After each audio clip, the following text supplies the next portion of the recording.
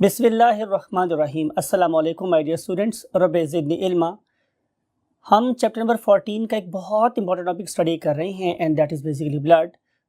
Yesterday हम लोगों ने ब्लड की ग्रॉस हिस्टोलॉजी को स्टडी किया था कि what is the basically composition of the blood, what is the percentage of plasma, what are the percent of RBCs, what is the probable percentage of WBCs and what are its the possible types.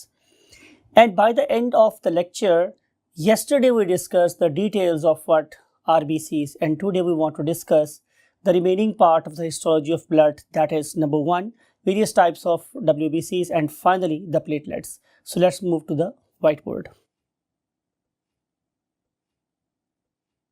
Yes, my dear students, as I want to inculcate the comparative analysis of the following factors, so I have already prepared the board. Right, comparative, आपको पता होना चाहिए कोई चीज़ कितनी है, कैसे है, उसका रोल क्या है, किस जगह वो अपना काम कर रही है, किस जगह अपना काम नहीं कर रही। तो इस पर्पज़ के लिए हम लोगों ने ऑलरेडी बोर्ड पे बहुत सी इन्फॉर्मेशन लिख दी है कि हमारे जो WBCs हैं उनका जो नंबर है दैट इज़ अप्रॉक्सीमेटली 7500 पर मिलीमीटर क्यूब। काफ़ी सिग्निफिकेंट वॉल्यूम है ये, राइट। एंड देन आपने कल डिस्कस किया था कि there are two major categories of what WBCs. One of them is basically granulocyte, और आपको याद है मैंने ये बात कही थी कि इन पर्टिकुलर सेल्स को हम ग्रैन्युलोसाइट इसलिए बोलते हैं कि इनके साइटोप्लाज्म में आप लोगों को ग्रैन्यूल्स या दाने नज़र आते हैं। तो जिन पर्टिकुलर सेल्स में आप लोगों को ग्रैन्यूल्स नज़र आएंगे they will be called as granulocyte, right. It is quite visible in the light microscope after differential staining. And इसकी जो सबसे पहली टाइप है उसे हम पढ़ रहे हैं neutrophils. What is the very first type of what? Granulocyte. इस ग्रैन्युलोसाइट की पहली टाइप है न्यूट्रोफिल्स, राइट। अब हम देखेंगे वो सारे के सारे पैरामीटर्स जो आपकी बुक पे मेंशन है, because we have to stuck with the you can say knowledge of the book. तो उसमें पहला जो कॉन्सेप्ट है वो है अबंडेंस। तो आप लोगों के RBCs में जो 62% है, ह्यूज फ्रैक्शन, शायद ये यकीनन ये आपके ब्लड की WBCs की सबसे बड़ी फ्रैक्शन है, दैट इज 62%। और अगर आप देखें तो आपकी बुक में एक कॉलम गिवन है, उसमें लिखा है कि size with respect to RBCs, यानी कि RBCs के रेफरेंस से इनका साइज कितना बड़ा या छोटा है। तो जब आप इसको माइक्रोस्कोप में देखोगे तो आपको पता चलेगा कि इनका साइज RBC से 2 टाइम्स बड़ा है, राइट। काफ़ी बड़े साइज से, क्वाइट विजिबल सेल्स होते हैं ये। फिर आपको ये वाली बात भी याद होगी, मैंने अगर आपसे बोला था कि इन पर्टिकुलर सेल्स की जो डिस्टिंग्विशिंग है या डिस्टिंक्शन एक दूसरे के साथ वो किस चीज़ पे बेस कर रही है, उसका पहला पैरामीटर था प्रेजेंस और absence of granules in the cytoplasm, and second thing was the shape of the nucleus. So therefore this very step that we call as what? The shape of nucleus. It is a very important, you can say, characteristic feature. So shape of the nucleus is 3 to 5 lobed. मैंने आपसे कल भी ये बात कही थी कि अगर आप इस पर्टिकुलर न्यूट्रोफिल के न्यूक्लियस को देख रहे हैं तो उसमें नंबर क्या हो सकता है, 3 या 5। इन दोनों केसेस में अगर हम एक सेल को सेंटर में एक्सिस बना लें तो दोनों साइडें बैलेंस होंगी, तो ये न्यूट्रल हो जाएगा। टिप दे रहा हूँ आपको याद रखने की, न्यूट्रोफिल में जो नंबर ऑफ न्यूक्लियाई हैं वो 3 भी हो सकता है, 5 भी हो सकता है। इस लिहाज से हम इन्हें पॉलीमॉर्फ्स भी बोलते हैं। पॉली का मतलब होता है मैनी एंड मॉर्फ का मतलब होता है morphology. And you know meaning of morphology means appearance. जब एक ही सेल डिफरेंट किस्म की शक्लों में नज़र आए तो हम उसे क्या बोलते हैं? पॉलीमॉर्फ। जैसे किसी शायर ने कहा था कि हर एक ने सजाया है चेहरे पे चेहरा, किसे याद रखें किसे भूल जाएं। तो इसके भी बहुत सारे चेहरे हैं, इसलिए हमने इसका नाम क्या रखा हुआ है? Polymorph, right. तो अगर आप देखिए तो आपको 3 वाले नज़र भी आएंगे, 4 वाले नज़र भी आएंगे, 5 वाले नज़र भी आएंगे, but normally we call them as neutrophils. Now what is their main function? We want to discuss this thing. Their function is to phagocytosis. You know, आपने चैप्टर नंबर 4 में ये टर्म पढ़ी थी कि what is meant by phagocytosis. Cytosis means of the cell. You know, study of the cell is called as cytology and cytosis, right? Cell का phago means solid particles को खाना पीना, right, sorry खाना। तो जब भी कोई सेल किसी सॉलिड को इनगल्फ करता है तो हम उसे बोल रहे हैं कि it is carrying out the process of what, phagocytosis. Look at this animation, इसमें आप लोगों को यही हजरत न्यूट्रोफिल साहब आप लोगों को फेगोसाइटोसिस करते हुए नजर आ रहे हैं। लेकिन आपने बात यहाँ पे याद रखनी है वो ये कि ये मैंने यहाँ पे स्मॉल m लिखा है। आप लोगों को पिक्टोरियल मेमोरी अगर आपको याद रहेगी तो आप लोग इस बात को शायद माइंड में रख सकें कि ये माइक्रोफेजी करते हैं। ये लोग क्या करते हैं students, microphagy. And whenever I utter the word microphagy, तो इसका मतलब मेरे पास ये है कि they are going to engulf the smaller particles, smaller you can say infectious agents in the body. What is their site of synthesis? Site of synthesis is a white bone marrow, right? And then we want to move to the next type of what? Granulocyte. This is type number 2, as you can see. And you may write it as, ये जो eosinophil है ये भी एक basically क्या है, granulocyte है, लोसाइट, ठीक है। यानी कि इसके साइटोप्लाज्म में भी आप लोगों को ग्रैन्यूल्स नजर आएंगे। अब अगर आप इसको कंपेयर करें साइज को, तो लाइक न्यूट्रोफिल्स ये भी 2 टाइम्स बड़े हैं। कंपेयर दिस थिंग, ये वाला 2 टाइम बड़ा है तो ये वाला सेल भी उससे 2 टाइम बड़ा है, nothing, not more than it. अब एबंडेंस मेरे पास क्या है कि ये लुक एट दिस, ये हमारे WBCs का 62% था, क्वाइट एबंडेंट। और ये कितने हैं, जस्ट 2%। इसका मतलब है कि ये बहुत न्यूमरस नहीं है, काफ़ी कम है ये, ठीक है। फिर अगर हमने इसको ढूंढना होगा तो जाहिर है हमें मुश्किल होगी, लेकिन इसको पहचानना, लुक एट दिस इमेज, आपको नजर आ रहा है कि इस इमेज में इस पर्टिकुलर साइटोप्लाज्म के अंदर आपको ग्रैन्यूल्स भी नजर आ रही हैं और आपको एक बाइलोब न्यूक्लियस नजर आ रहा है। ऐसा लग रहा है कि जैसे इस पर्टिकुलर न्यूक्लियस की शक्ल किसी हेडफोन जैसी, मैंने लिखा भी हुआ है हेडफोन जैसी है, राइट। तो इस पर्टिकुलर ईओसिनोफिल को पहचानने के 2 तरीके हैं। एक तो ये कि जब मैं इसकी डिफरेंशियल स्टेनिंग करूंगा तो ये पिंक कलर ऑब्टेन करती हैं, और दूसरी बात मेरे पास ये है कि इनकी न्यूक्लियस की शेप कैसी होती है, हेडफोन की तरह से होती है, right. What is their function? Their function is to attack the parasites. आप लोगों की बॉडी पे जो डिफरेंट किस्म के पैरासाइट अटैक कर सकते हैं, खुदा न खास्ता आपको पता है अमीबा हमारी बॉडी में, एंट अमीबा हिस्टोलाइटिका आपने पढ़ रखा है। देन फिर चैप्टर नंबर 11 में आप लोगों ने चैप्टर नंबर 10 में आप लोगों ने डिफरेंट किस्म के वर्म्स के बारे में पढ़ा था कि something like liver fluke, something pinworm, hook worm, right. These are all are mega parasites, काफ़ी बड़े बड़े पैरासाइट्स हैं। तो इन बड़े बड़े पैरासाइट को अटैक करना ये इनका काम होता है, ठीक है। फिर इसके अलावा their function is to produce some anti inflammatory reaction. आपको पता है कि आपकी बॉडी में जहाँ कहीं भी 5 सिम्टम्स अपीयर होते हैं, याद है आपको मैंने बहुत दफ़ा बताया इन्फ्लेमेशन कॉन्सिस्ट ऑफ 5 सिम्टम्स, और वो 5 सिम्टम मेरे पास क्या था, redness, pain, fever, low grade fever and then lack of function. 5 symptom मेरे पास क्या थे स्टूडेंट्स इन्फ्लेमेशन की, pain, redness, low grade fever,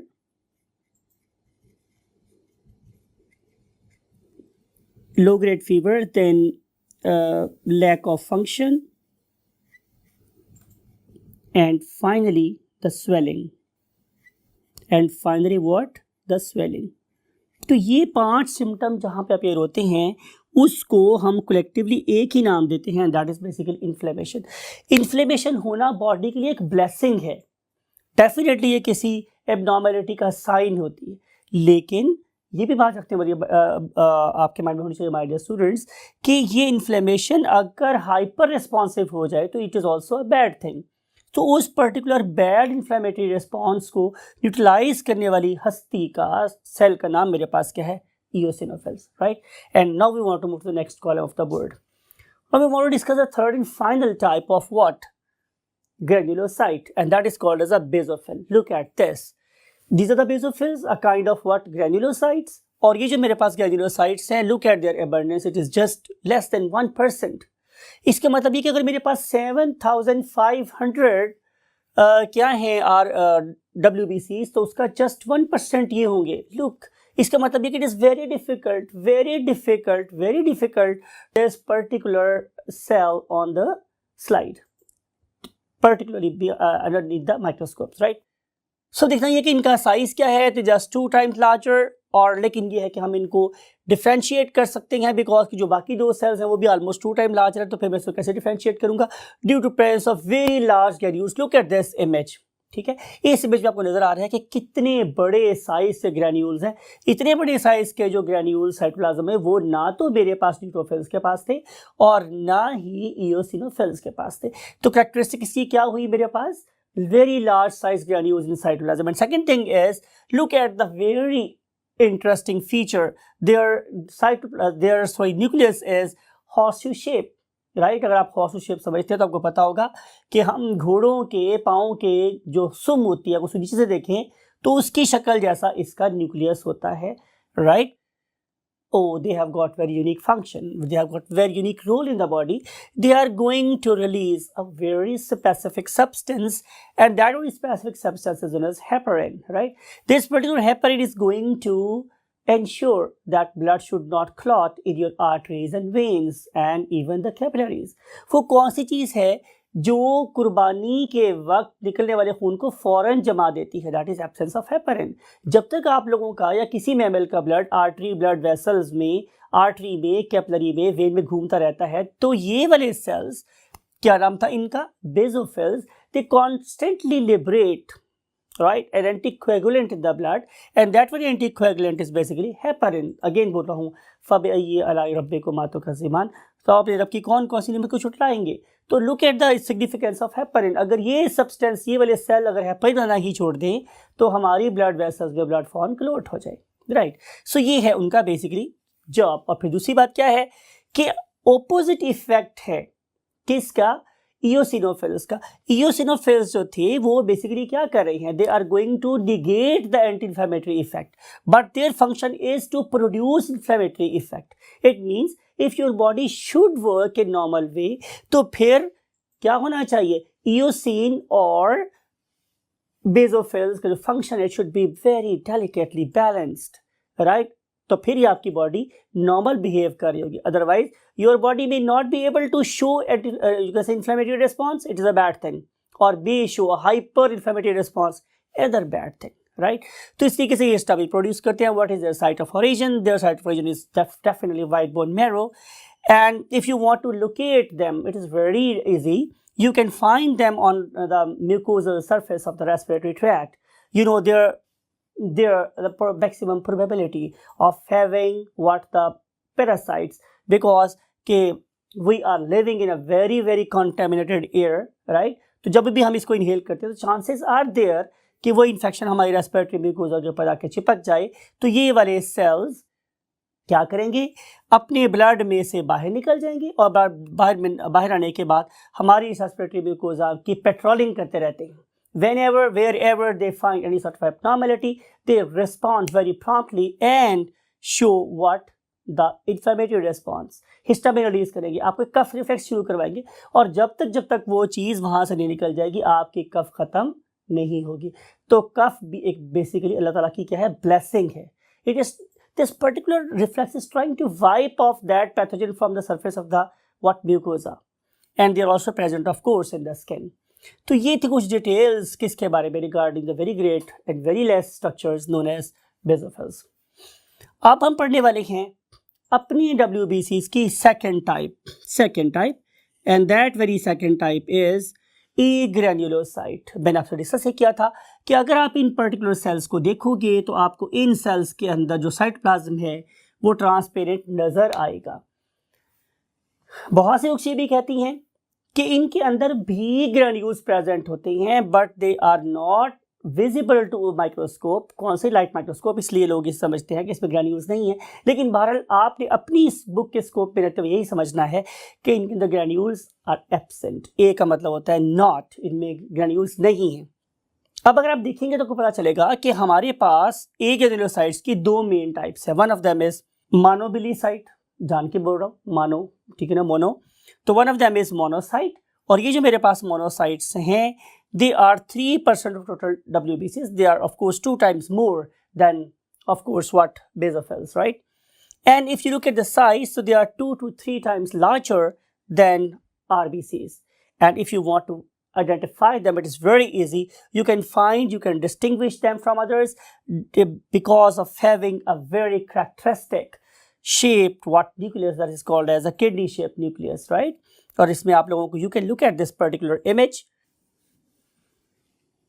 So look at this particular image, you can see that this is a cell that has got a very transparent cytoplasm and a characteristic kidney shaped nucleus in it, right?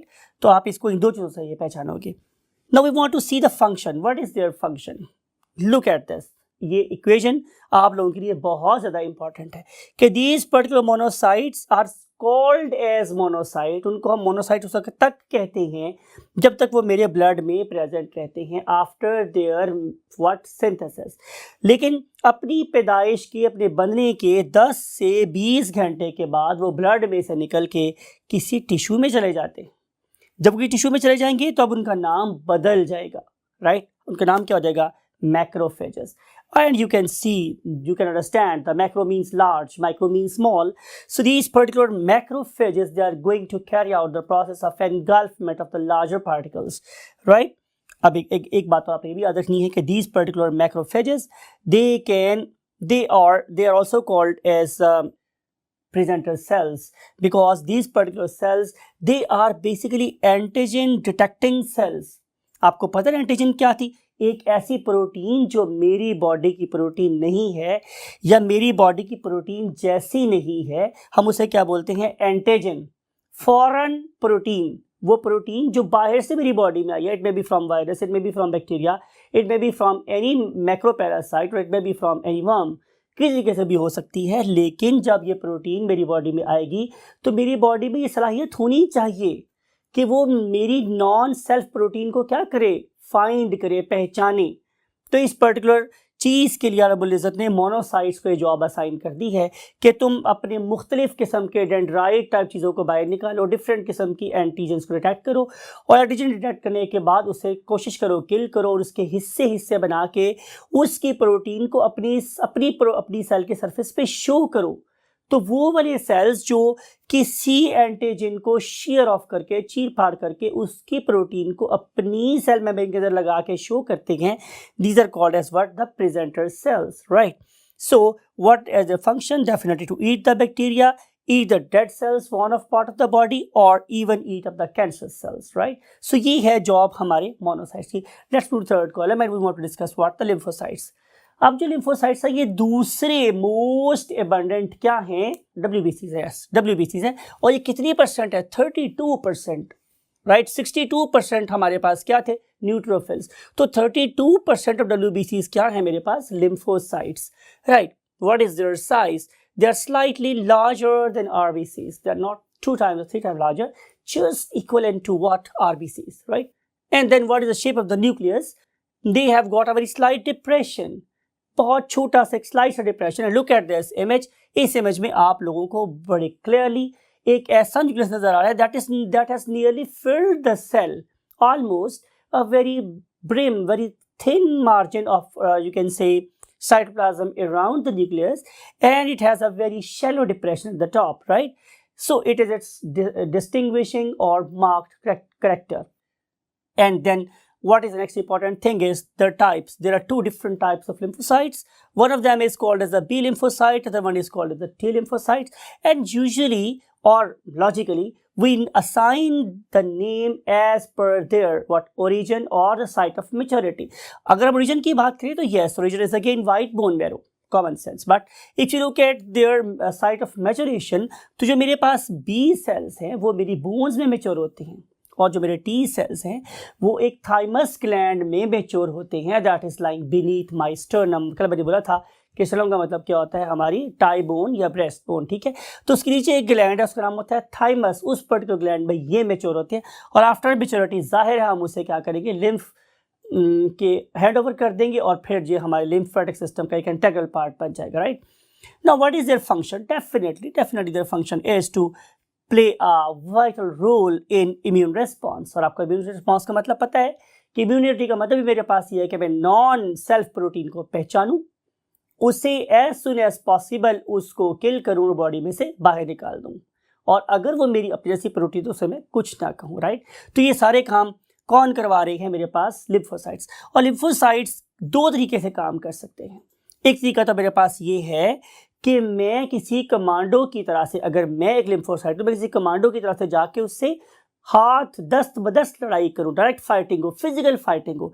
अगर मेरे पास physical fighting हो रही है तो उस time पे मेरी nature, mail lymphocyte nature क्या है? NKS। NKS stand for natural killer cells, their instinct is to kill, right? तो ये है हमारे पास NKS। लेकिन बहुत से ऐसे भी हैं कि जो बैक एंड पे बैठ के क्या बना रहे हैं? Bullets, right? और they are basically something like shooters or snipers that can kill from the distance, right? और वो जो चीज़ फायर कर रहे हैं वो बुलेट है, और बुलेट का नाम मेरे पास क्या है? एंटीबॉडीज। तो मेरे लिम्फोसाइट दो तरीके से काम कर सकते हैं, by direct combating or by firing what antibodies towards the antigen, and then that antibodies will definitely carry out the lysis, shearing, चीर-फाड़ of the antigen। तो इस लिहाज से ये बड़ा इंपॉर्टेंट काम कर रहे हैं। आज के लेक्चर की हम आखिरी बात करेंगे, that is basically platelets. Platelets का एक और नाम क्या है? थ्रोम्बोसाइट। अब थ्रोम्बोसाइट के बारे में भी कुछ बातें आपको याद रखिए। Number 1, what is their abundance? Quite abundant. They are 250,000 per millimetre cube, ठीक है? 250,000 पर मिलीमीटर क्यूब, काफ़ी ह्यूज नंबर है इनका। और अगर आप देखें तो जैसे मैंने आपको कल भी बताया था कि these are not cells but cell-like structures, right? Their nucleus is absent. They just have just a membrane-bounded cytoplasm. और ये बनेंगे कब मेरे पास? कि जब आप लोगों का मेगा कैरियोसाइट अपने अंदर से एक्सेसिव अमाउंट ऑफ साइटोप्लाज्म को सेल मेम्ब्रेन के अंदर लपेट के बाहर फेंकता रहता है और अपने आप को स्पेशलाइज कर रहा होता है, तो उस टाइम पे जो फ्रेगमेंट बनते हैं उन्हें हम क्या नाम देते हैं? प्लेटलेट्स का। Their basic function is to help in clotting of blood. इसके बारे में डिस्कस मैंने आपसे कल किया था कि कैसे वो हमारे वूंड के ऊपर एक नेटवर्क और एनमैश करते हैं, राइट? और उसके बाद मैंने आपको बोला था कि ये हेल्प कर रहे हैं फाइब्रिनोजेन को, जो कि एक सॉल्युबल प्रोटीन होती है, उससे एक non soluble protein means fibrin में कन्वर्ट करना, और फिर उस पर्टिकुलर फाइब्रिन के बने हुए नेटवर्क के अंदर आके डिफरेंट कंपोनेंट्स ऑफ ब्लड फंस जाते हैं, तो ये एक नेचुरल ड्रेसिंग करते हैं ऑन द वुंड।